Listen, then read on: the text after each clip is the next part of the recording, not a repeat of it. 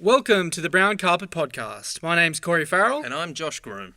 And Josh, question for you. Hit me.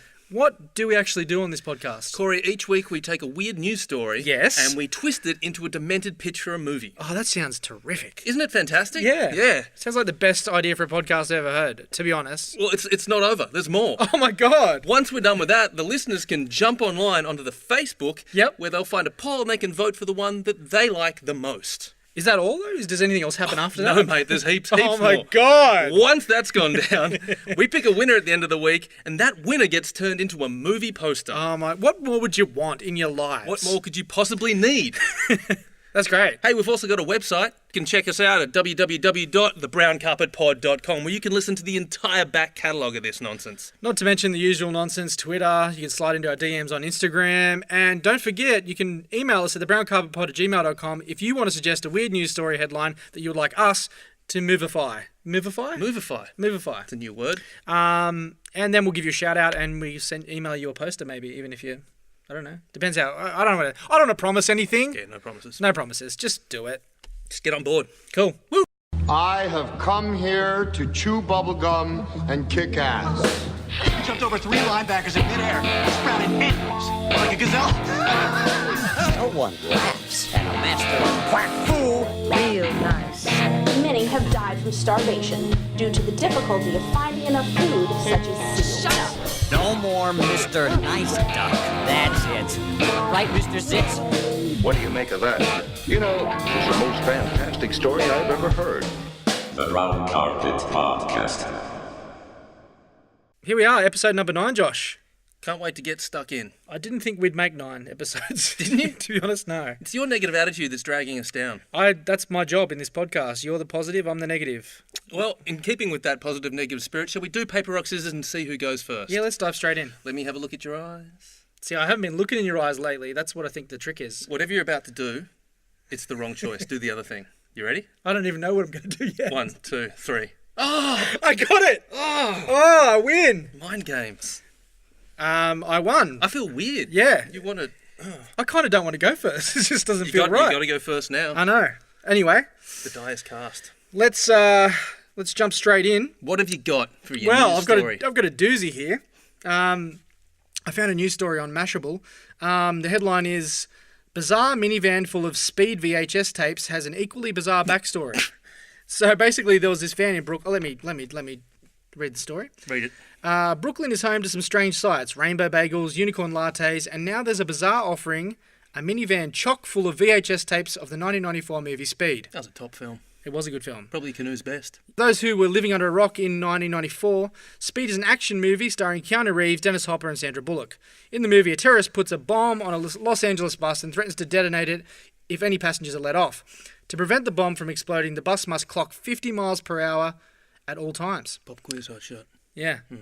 The Speed fans that invaded Brooklyn were a band called Idaho Green. According to a website here, the band collected copies of the movie to send them to a man who vowed to collect all the VHS copies of Speed in existence. That's a noble goal. I know. His name is he's quite a character, this guy. His name is Ryan Beats, and his venture is called the World Speed Project. He has a Facebook page. He has a website. We'll put links to those. Do you reckon he does heaps of methamphetamine? I think he might.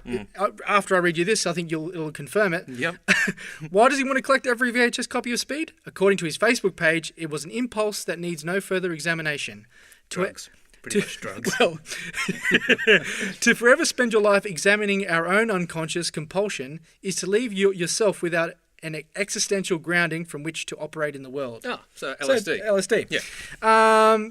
Years ago, Idaho Green met Beats in person and listened to his story. Obviously, at a drunken gig backstage, high on acid again. From that day on, the band is trying to help his cause, and they've just been sending him copies of Speed ever since. How many has he currently accrued? It seems like a lot. Like I didn't see the number, but there was lots of he's also got a blog, and he's got people posting photos of him sending him stuff like packages. I mean, if he's filled a minivan, that's a lot of tapes. Yeah. All right. So what have you done with that weird ass news story? Well, I've given it a title. I've got 2 titles here, Josh. Hit me. Need for Speed ... on VHS or Get in the Van. Oh. Well, Get in the Van, I think, might be taken. I think that's the Henry Rollins story. Oh, is it? Okay. I believe so. But I enjoyed that first one. Yeah, Need for Speed ... on VHS. Yeah. Okay. We open on a video store car park. A man is walking his dog past when he notices a minivan with its door open. Clocking it as weird, the man goes over for a closer look. As he gets closer, he notices the van's dashboard is covered in VHS copies of the film Speed. No surprises so far. No surprises. The man, thinking this is the weirdest thing he'll see for the day, moves around to the other side of the van, only to find a man face down dead on the ground, bleeding from a gunshot wound to the head. Cut to titles. Okay, that was a surprise. That was a surprise? I didn't see that coming. Okay. It's a beautiful summer's day in LA. A young professional woman is driving her minivan to work to her bespoke African print tote bag business called Totally Wild. Her name is Sally Brouhaha, played by Kristen Wiig. You spent a while on that name, didn't you? I did. As she pulls up to a red light, she is speedily carjacked at gunpoint by a man in a backpack, dark clothes and a beanie. He holds a gun to her head and hands her a piece of paper with the address scribbled on it with the words Jack's house. He instructs her to drive to the location and lickety-split. Does he say the words lickety-split? No. That's just a I did creative flair. Yeah, creative flair. You like it? Yeah, it's nice. Anytime I can use lickety-split, I do. It's like chow for now. It's like throwing it into conversation. Let's never talk about that again. Sally notices the man's backpack is overflowing with VHS copies of the film Speed. She nervously starts asking the who, what, and why sorts of questions you would ask. What's the who question? Who are you? The man, named Dick Madcap, played by Justin Long, who is commonly referred to as the poor man's Keanu Reeves, explains his grandiose quest to collect all the remaining copies of Speed on VHS left in the world. He reveals that after they pick up Jack, that they are going to aid him, and if they don't, he's going to kill them both. Sweet, it's a complete fucking psycho. Yeah. Kind of guy that'd be wearing a necklace made of nipples. That's right. You know? Realising the dude means biz and is legitimately unhinged, Sally ceases with the prodding. We cut to Keanu Reeves watching TV in his lounge room. Keanu Reeves? The Keanu Reeves. Okay. The doorbell rings, and he answers. Waiting from there is Dick holding Sally at gunpoint, threatening to kill her should she not comply with his instructions. Sally is both starstruck and terrified all at once. On one hand, there's a gun at her temple. On the other hand, it's fucking Keanu Reeves. Fucking Keanu Reeves. You know what I mean? Yeah. That's a weird situation to be in. We cut back to the van. Keanu and Sally are sitting nervously silent up front. Dick is in the back waving the gun, rambling some existential BS and directing the whole shit show. Dick looks at Keanu and with an out at lunch sort of look, says, "All right, Jack, let's have some fun." Keanu... I don't get the Jack thing. I thought they were going to Jack's house. I'm about Keanu to explain Jack? it. Oh, hang on. Is Jack Keanu's name in Speed? Yes. Oh, Keanu replies... You just killed me. Sorry. Keanu replies, "You do know I'm Keanu Reeves and not Agent Jack Traven from Speed, right?" There we go. Dick yells back, "Just do what I fucking say, Jack." Oh no, he's gone down the rabbit hole. Yeah. Cut to a montage of all three of them shopping for Speed VHS copies around LA. Flea markets, retro video stores and thrift shops. This is also filled with super confused shop owners' reactions, wondering why Keanu Reeves is buying up Speed VHS tapes. We see a time-lapse of the minivan piling up with tapes. After doing countless trips all over LA, Keanu and Sally tell Dick that they are tired and they want to quit for the day. Dick agrees and says that they'll start over again tomorrow, but only after one more video store. As they make their last stop, Keanu, John Wick's Dick... Okay, this sentence has got to be... Okay. What? As they make their last stop, Keanu John Wick's Dick with a punch straight to the nose. Oh, right. So he gets all John Wick's Brings to out Dick. the action star Yeah. on Dick. Making him drop the gun. In his dick? No, in his nose. Okay. Sally quickly snatches it. Dick makes a run for it, but Sally pops 2 shots straight to the back of Dick's melon. Keanu corrals Sally, hotwires a nearby motorcycle, and they both ride off into the Sunset Boulevard. Oh, it's nice. Yeah. The minivan explodes for no reason behind them. And they drive off in slow motion with the plumes. That's right. Yeah. So Love it. That's it. Nice. Yeah. So, tagline. I've got 2. First one's not your average speed dealer. And I like that a lot. You like that? Yeah. And the other one is, and don't really like this one. I like that you bring the ones that you don't like to the studio I know. as well. That's good. Read me the shit one, Corey. The film that makes the Pokemon game look like a shitty stamp collector. It's bad. Yeah. No. Because, it's like you got to collect them all. No, I get it. Yeah. It's not good. Really bad. Anyway. First one's good. The budget's $5 million. Even though there's only one van being blown up, I gather there's some costs in there for cars. You've got to pay for Keanu's coke. Yeah, it's true. The cast is Justin Long as Dick Madcap. Yep. Kristen Wiig as Sally Brouhaha, and Keanu as Keanu.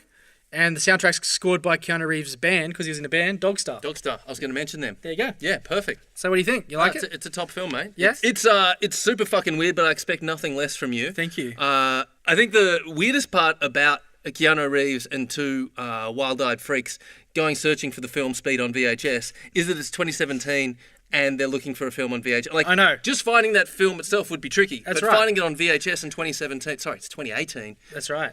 It's a difficult task. That's going to be some digging. So digging. It's a very precise. I mean, this guy started collecting this quite a while ago. You'd have to. Yeah, but I mean, if I set you that task today to go out and find me a copy of Speed on VHS, I don't think I could do it. how long do you think it'd take you to bring one back? This guy has set a mountain. He set a mountain of a task for himself. I mean, You know what it could be? This could be the kind of film that brings back VHS, that makes it cool again. I mean, think all so? the hipsters are getting back into vinyl and shit. And it this was could be- Brooklyn. It Well, was that's set in it. Brooklyn. And this could make, VHS cool again. Everyone could. I still have a stack of those things in a box somewhere. Do you think you could do? You think this could be it? I might even have a copy of Speed on VHS now that I think of it. Really? I mean, it's 3 hours away at a fast drive, but I think it would take me about 3 hours to return with the VHS. If you drive at 50 miles an hour, Yeah, never let the speed limit drop below 50.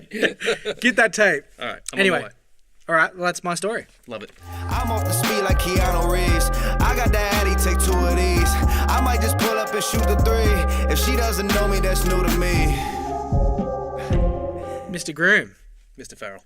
what wondrous headline to Hollywood have you got for us this week? Mate, the news story I found this week, and I might be calling it early, but this is the news headline of 2018. Okay. There is not going to be a better one. It is early. It is January. I'm going to call it early. I think this is the greatest news headline, Hit me. possibly of the last decade. Hit me. What I'm concerned about is that this headline is going to be better than anything else I say after that moment, It's all including downhill? my story. Okay. It's going to be just, yeah. The headline is, Yes. brace yourself, woman rode motorbike naked, got fingered in the street, and punched a blind man. She had a triple good header. day. It's the Holy Trinity. Let me read you Or exactly. a really bad day, whichever way you look at it. Well, let me read you what happened. A woman has been jailed and banned from entering Woking after she punched a blind man and was caught in the middle of a sex act in the street. Natasha Klaus, 36, was described as a mess by the judge after she turned up to court 4 hours late to be handed a 13-month prison sentence. The judge revealed that she had also been caught riding through Surrey town naked on a motorbike, but added that she was not being sentenced for that particular incident. Jesus. Yeah. She pleaded guilty to outraging public decency after she was caught in the middle of a sex act that Judge Peter Ross said was no doubt for money. Prosecutor John Upton said she was spotted in Goldsworth Road being fingered by a man on July 29th of this year. A mother with her 2 children asked her to stop, and Klaus responded by threatening to punch her, Jesus. which is harsh. When she was arrested at the scene, police said her jeans were pulled up, but her knickers were in her handbag. Mr. Upton told Guildford Crown Court that she was in the habit of befriending vulnerable men, then taking advantage of them. Trouble flared when one of those... come on. Well, Poor men. poor men in Yeah. this situation. Trouble flared when one of those men was threatened with being kicked out of his flat by the local council because of antisocial behaviour. Because he was registered blind, he couldn't tell if it was with her palm or fist. When being arrested for the attack, she assaulted 2 police officers, calling one of them a packy cunt. A methed up racist trash bag. She's pretty awful. Yeah. So, I'll get to my adaptation of that. Hang on a minute. You've got questions? I've got questions about, was she being, I mean, I know this is kind of graphic, but was she being fingered on the motorcycle? No, that was a separate event. Okay. Nothing to do with the fingering. Sorry, I just The pictured that she naked was motorcycle thing was a separate event. a separate event. Okay. Yeah. All right. So the fingering occurred and the punching of the blind man is what she was in trouble for. But I've managed to bring all of those 3 glorious events together in my film entitled The Sordid Story of Yolanda Squatpump. So here we go. Yolanda Squatpump, played by Rebel Wilson, is a quiet, introspective librarian and part-time feline taxidermist. This is the unusual story of how, in one 24-hour period, she became an accomplice to the biggest hometown jewellery robbery in over 50 years. Ah, a heist, another heist. It's a bit of a heist. I like it. But different. Here we go. Yolanda's day started out like any other. She's up early to feed her 6 cats, named after the characters from the TV show Friends. And around her house are dozens of taxidermied cats, all named after characters from 90s TV shows. We see the dead, fuzzy cast of Seinfeld, Dawson's Creek, Beverly Hills 90210, and even a Walker, Texas Ranger. Yolanda wears a cat helmet with pointy ears and whiskers as she rides her pea-green scooter through the tranquil streets of her small town. I think you left something out, though. Did I? Did she have a heavy dose of methamphetamine as well? You're thinking of your story, mate. Okay. Arriving early at the library, she discovers an unmarked cardboard box sitting outside the front door. Once inside, she opens the mystery box and makes a shocking discovery. Inside, there is a severed and bloodied cat's tail and a collar with the name tag Chandler Bing. She recoils in horror. Oh, no. From inside the box comes the ringing of a mobile phone. She reaches inside, grabs the fur and blood-smeared phone and answers. A distorted voice tells her, unless she wants the rest of her cats mailed to her in tiny little boxes, she needs to follow these instructions very carefully. Whoa. Yeah, shit's getting serious. Yeah. The clock ticks over to 3 p.m. The door to the library swings open and Yolanda emerges, wearing nothing but a pair of dark sunglasses. Her expression is set in stone. She's on a mission. She climbs aboard her scooter, revs the motor twice, then once more for vibrations, and speeds off down the street. Does she have clothes on? She's buck naked, dude. Oh, of course. Except for the sunnies. Flash cut into town, where a jewelry store robbery is in progress, and it's all gone horribly wrong. The police are there, hostages are being held, and it's turned into a siege. There are guns everywhere, all trained on the jewelry storefront. Scottish hostage negotiator Hamish Wallace, played by Ewan McGregor, is trying to negotiate with the thieves using a mobile telephone. Chain spotting. Gold jewellery? Is he? Chain... What? Nothing? I didn't say anything about him wearing gold jewellery. But he's a negotiator with the jewellery shop siege, or just... You're a pun fiend. You need to stop. Okay. You need to stop. Gold chain. Yep, sorry.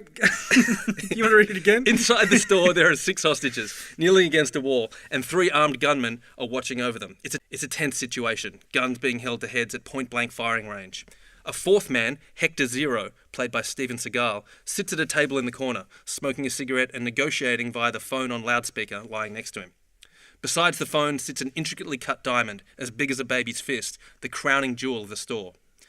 Outside, there is commotion. Every head turns as Yolanda comes cruising down the street, still naked as the day she was born, except for that badass pair of sunnies. Stunned onlookers stare in slack-jawed silence, while angry police shout for her to stop immediately. She ignores them all. Of course she does. Yeah, she's a badass bitch. Her scooter zooms along, easily avoiding the crime scene roadblocks. She cruises straight up to the front of the store. She steps off the bike and stares the police down. Without a word, she turns and enters the jewelry store. Inside the store, Yolanda walks straight up to Hector, who's clearly the guy in charge, but he doesn't acknowledge her presence. She reaches for the massive diamond on the table, but he grabs her hand before she can take it. Yolanda Squatpump, Hector asks. Yes. I'm going to do the voices. Okay, great, yeah. Then you know what to do. She nods and takes the diamond. The front door to the store bursts out, and Yolanda and a gunman come out together. The gunman has a gun to her head, ordering the cops to back up, give him room. Negotiator Wallace approaches and attempts to defuse the situation. He cracks a dirty joke, and for a moment, the gun leaves Yolanda's temple. We've had 2 guns at temples in our 2 films. There's a link there. And for a moment, the gun leaves her temple. Symbiosis. A sniper takes the opportunity and nails a perfect headshot. Chaos ensues. Tear gas and cops descend on the store from every direction. They save Yolanda as the SWAT team charges into the building and gunfire explodes from inside. We watch newsreel montage of the cops rescuing 4 of the 6 hostages and killing all of the gunmen. In the chaos, however, Hector Zero somehow managed to escape, and the massive diamond is also missing. Ooh, Here we go. It's 1 a.m. when Yolanda is finally released from the police station after extensive questioning. It's raining. She's been given a set of clothes for modesty. She rides the scooter back into town and pulls up at a neon-lit alley. She walks down the alleyway. Can I interject there? Please do. I like to think that she, after she got given the clothes, as soon as she got outside, rips them back off. Straight back into the nude, sunglasses back on at night. I don't give a fuck. She's just digging the nudity. Yeah. Okay, well, she's still got the dress on, but I like where you're going with that. Out of the smoky darkness comes Hector Zero, still in the dark shades, but now he's using a white cane to find his way. In his other hand is a cat box, and inside is Chandler Bing, without a tail. He assures her that the rest of the cats are home and unharmed. Do you have it? He asks. It's where you told me to put it, she answers. If you want it, get it yourself. He tilts his head, confused. Oh my God. She hikes up her skirt, drops her panties, and guides his hand to her punani. He recoils. Chicken shit, she snarls. He takes a deep breath and reaches inside Yolanda. Deep inside. How deep? Real deep. Like, I'm thinking almost elbow deep. Oh my God, you went there. After a few moments, his fingers slide out, clutching a large, glistening diamond. He rolls it over in his fingers, confirming it's the one. He smiles. Yolanda smiles. Of course it's the one. How many diamonds is she going to have in her vagina? just the one. Then she swings hard and with one almighty punch, knocks Hector out cold. Boom! The diamond falls from his hand, rolls across the asphalt, and slips through the grate in the sewer vent, disappearing into blackness. Yolanda straightens her dress, puts her panties in her handbag, picks up Chandler Bing, and walks away. She doesn't care about the diamond. She doesn't give a fuck about the diamond. I like this bitch. It's all about the cats. Yolanda. Yeah, she's bad. Squatpump. She's real bad. I got a tagline for it. Hit me. They never knew she had it in her. Yes. Which works on 2 levels. No, it works on 20 levels and they're all great. Soundtrack-wise, I'm thinking the Aussie electro band Yolanda Be Cool. Yep. And obviously the Ben Harper song Diamonds on the Inside. We got to use that. Yeah, damn. Here, I'm sure that you could call up Ben. And that's what he wrote He'd give you about? permission for this. No money. Just Okay. he'd say that I want my music on this. I'll email him tonight. Budget-wise, I'm thinking about $15 million to cover the action sequence and to buy a fuckload of taxidermied cats. Yep. And cast-wise, we've got Rebel Wilson as Yolanda, Steven Seagal as Hector Zero, and Ewan McGregor as Hamish Wallace, the negotiator. Man, you've outdone yourself this week. That was great. Thanks, buddy. To be honest, my favourite thing about the whole film is the moment that Diamonds on the Inside by Ben Harper comes on. I think it's like the credit track that plays over the end. Yeah, let's talk about that. Shall we? Yeah, as she walks away from knocked out Hector Zero, Diamonds on the Inside kicks in from Ben Harper. I particularly like the descriptive words of glistening diamond. Maybe even Ben Harper sitting in the alleyway as she walks past playing, him, and there he is just playing a slide guitar. Yeah. Just in the shadows. Yeah, it's perfect. That's great. Cool.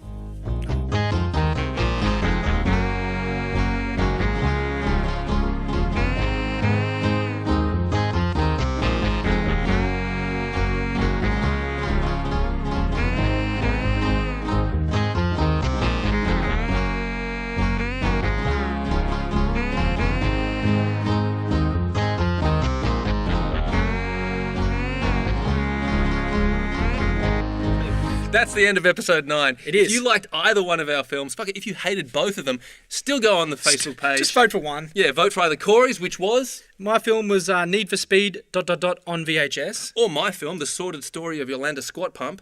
Vote for the one that you want to see brown lit, and we will give you the results in 1 week's time. You will. We will. Will we? We should. Right. Can I just add another thing I just thought of? Do it. You outnamed me this week. Yolanda Squatpump. Yeah. You did. You brought the game. Yeah, it was quite personal. I was like, fuck him and his you awesome competitive names. bastard.